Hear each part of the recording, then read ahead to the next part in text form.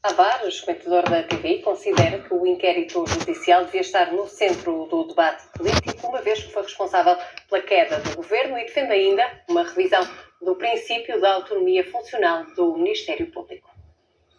Eu ouvi Pedro Nuno Santos dizer que não ia gastar, o PS não ia estar estes meses todos de campanha a falar na justiça, a falar no inquérito judicial, mas eu acho que isso devia estar no centro do debate político, porque, para todos os efeitos, o Ministério Público mandou abaixo uma maioria e mandou abaixo um governo que o juiz de instrução reduziu essa iniciativa processual do Ministério Público a pó e a cinzas. E, portanto, o que está aqui em causa, de facto, é o princípio da separação de poderes, o princípio do regular funcionamento das instituições democráticas e o sacrossanto princípio da autonomia funcional do Ministério Público, que não é o mesmo que a independência do Ministério Público. É o princípio de que os procuradores decidam livremente, sem nenhuma fiscalização superior, se podem acusar ou não acusar, e com isso, inclusivamente, pôr em xeque o Primeiro-Ministro e o Governo. Sobre este caso judicial, falamos agora com Eurico Reis, juiz desembargador. Jubilado, já agora. Jubilado, portanto já não sou não ativo. Bom dia, obrigado. Olá, boa tarde. Então, já agora, queria talvez começar por isto. Eu não vou comentar o processo em si. Sim, claro. Porque eu acho que o que está a acontecer, repara, os processos só deveriam, na minha opinião, e é o que está na lei, por isso é que existe um conceito chamado segredo de justiça, só deviam tornar-se públicos quando existem acusações. Digamos, todo este espetáculo, desculpem lá que vos diga, poderia, e até se justifica que acontecesse, justificaria que acontecesse em julgamento, em sede de julgamento. Não na fase de inquérito, porque neste momento ainda não há nada. Deixem-me dar-vos um exemplo, e para não vos chocar, ponho-me eu no lugar. Portanto, eu, cidadão normal, eu não sou cidadão normal porque eu também, qualquer coisa que houvesse, ou que alguém tentasse contra mim, também teria que ser no Supremo, por causa da minha qualidade. Exatamente. Mas eu, cidadão normal, vou entrar no banco e, ao mesmo tempo, entra um grupo de fascínoros. Tiram uma fotografia. Os órgãos de polícia criminal e o Ministério Público têm a obrigação de investigar toda a gente que aparece na fotografia. O que não podem é meter a fotografia nos jornais e nos órgãos de comunicação social, porque está lá a minha cara e eu não sou assaltante. Portanto, o segredo de justiça existe para que possa haver uma investigação como deve ser, mas os inocentes sejam protegidos. A partir do momento em que, isto não é de agora, não é o primeiro, em que se transforma a mera aparência num facto consumado, essas pessoas estão mortas civilmente. E olhando principalmente para o caso do Presidente da Câmara Municipal de Sines, neste caso. Portanto, eu estou a falar em geral. Portanto, sim, mas naquele caso, há um exemplo de uma pessoa inocente. Em particular, que aparece 6 dias e está. Portanto, eu só espero é que, como já aconteceu isto tantas vezes, que os portugueses comecem a pensar um bocadinho melhor nisto. Quando eu era miúdo, mas era mesmo miúdo, no Parque Mayer havia uns espetáculos de luta livre americana. E o que me impressionou na altura, que eu era mesmo pequenino, era a forma como aquilo era publicitado. Dizia-se assim: vale tudo menos tirar olhos. O que acontece neste momento é que vale tudo até tirar olhos. Só para nós subirmos uns pontos nas sondagens, só para vocês terem mais alguma audiência e os jornais venderem mais exemplares, faz tudo. E não pode ser. E quem é a responsabilidade deste vale tudo? A responsabilidade, em última análise, é daqueles que detêm o segredo e que têm a obrigação de o guardar. Eu já há muito vocês sabem mais do que eu. Eu há muito tempo que venho dizendo, porque infelizmente, digamos, os suspeitos da prática do crime são aqueles que o têm que investigar. E, portanto, não se resolve. Isto de pôr... aliás, com a corrupção passa-se o mesmo. Eu prefiro ter os corruptos pobres, que é para eles não se sentirem tentados a corromper e a serem corrompidos, do que propriamente metê-los na cadeia. Eu quero acabar com o ato social. Aqui, eu também quero acabar com o ato social, que é a violação do segredo de justiça. Só que eu queria dizer que... Sim. Acho que isso é o que é importante. Se o responsável da Polícia Judiciária, ou neste caso, que eu também acho extremamente interessante, não tenha sido utilizado a Polícia Judiciária, mas sim... Só a PSP. Portanto, mas o responsável da Polícia Judiciária, ou da PSP, ou da GNR, ou da administração fiscal, que tem a obrigação de guardar o segredo, e o Procurador da República, que tem a obrigação de guardar o segredo, quando houvesse uma violação de segredo de justiça, essas pessoas eram punidas disciplinarmente, em termos objetivos, porque a menos que provassem, fizeram tudo para que o segredo não tivesse sido violado. Desta forma, ou seja, se houvesse punições administrativas... Mas não existem. Não existem porque ninguém quer resolver este problema. Anda há 30 anos a dizer a mesma coisa. O problema aqui não é a autonomia do Ministério Público, é o controle sobre os atos do Ministério Público. Neste momento, aquela corporação não é controlada. A Procuradora-Geral da República não manda. Quem manda é um Conselho. E, portanto, a forma como o Conselho Superior do Ministério Público é eleito é que devia ser verificado. Aqui o que se passa é não devemos atacar a autonomia do Ministério Público. Devemos obrigá-los a prestar contas.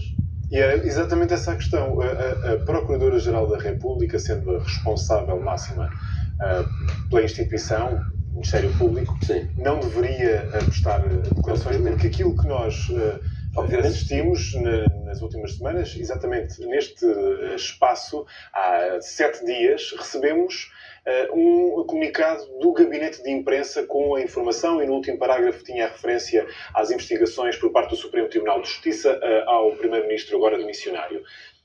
Mas não deveria haver também mais explicações a um outro nível, sobretudo pela doutora Lucília Gago? A opinião que eu tenho é de que, para já, o Parlamento... Nós temos 2 órgãos eleitos. Portanto, os 2 órgãos com legitimidade direta são o Presidente da República e a Assembleia.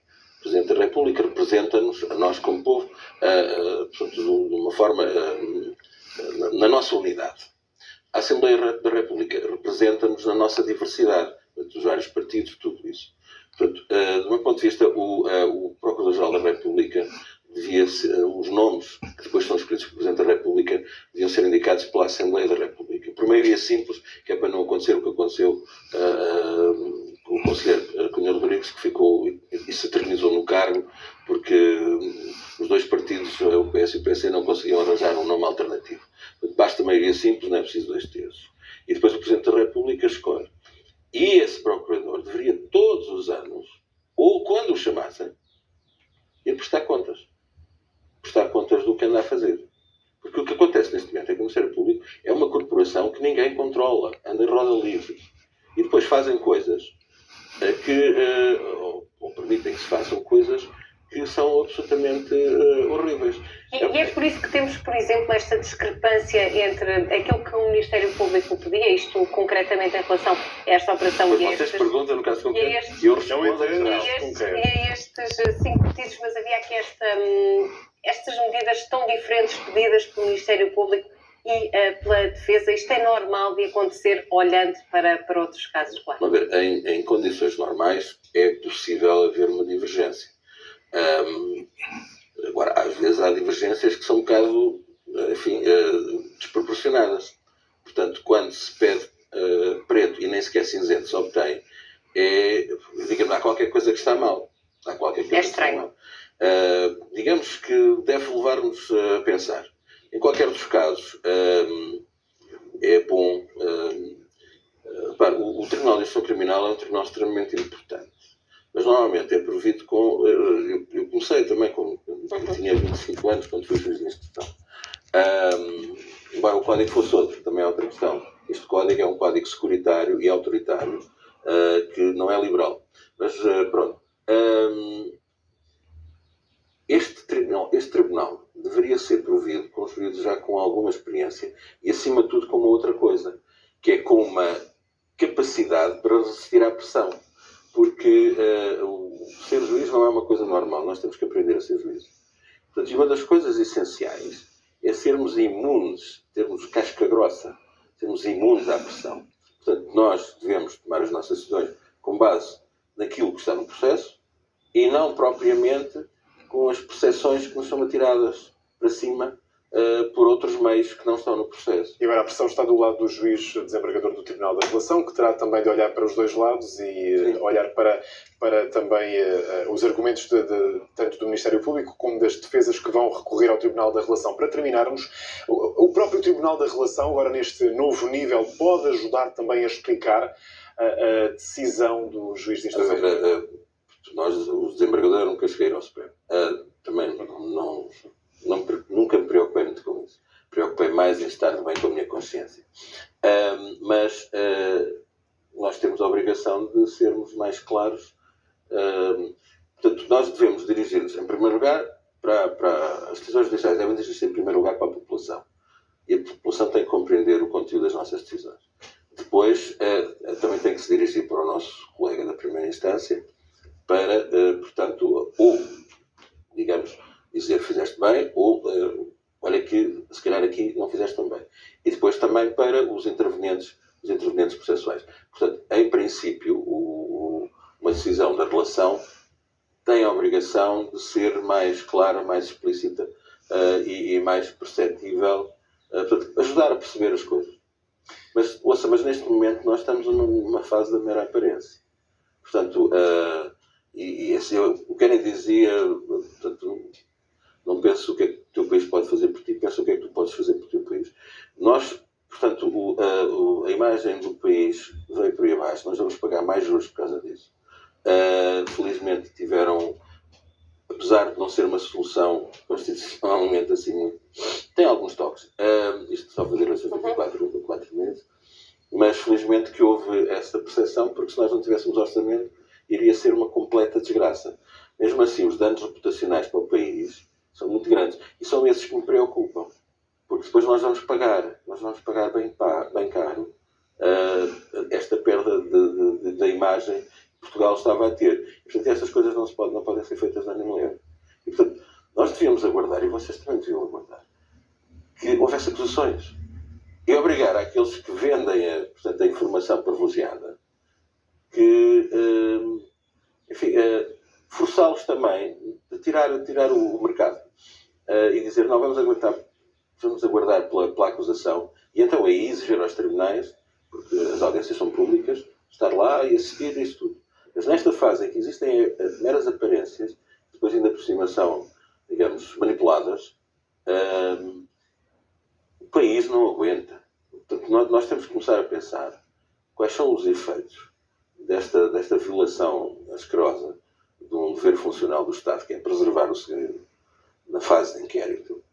Nós devemos começar a pensar nisso, porque o país já pagou muito e vai pagar ainda mais por causa destas brincadeiras. Sendo que depois também o próprio Gabinete de Imprensa da PGR acabou por divulgar informações sobre este caso. Muito obrigada por ter estado esta questão é extremamente importante. O Procurador-Geral da República não pode continuar a andar assim. Não. Tem que prestar contas. Fica a nota. Henrique Reis, muito obrigado. Muito obrigada.